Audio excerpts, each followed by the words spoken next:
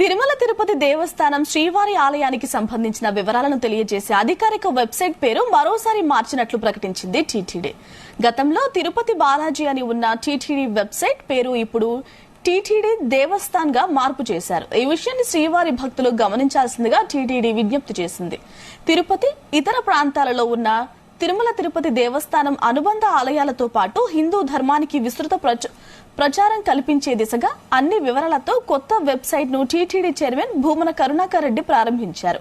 ఆలయానికి సంబంధించిన అధికారిక వెబ్సైట్ పేరు మార్పుని one organisation, one website, one mobile app లో భాగంగా మార్చినట్లు వెల్లడించారు.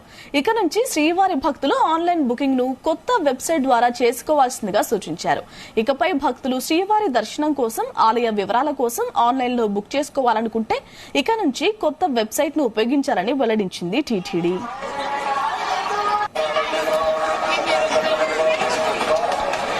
గతంలో తిరుమల తిరుపతి దేవస్థానం వెబ్సైట్ పేరు టీటీడీ సేవ ఆన్లైన్ అనే పేరుతో ఉండేది. అనంతరం టీటీడీ వెబ్సైట్ ను ప్రభుత్వానికి అనుబంధం చేస్తూ తిరుమల బాలాజీగా మార్చారు. ఇప్పుడు ఆ పేరును కూడా మార్చి టీటీడీ దేవస్థాన్ గా పేరును పెట్టారు.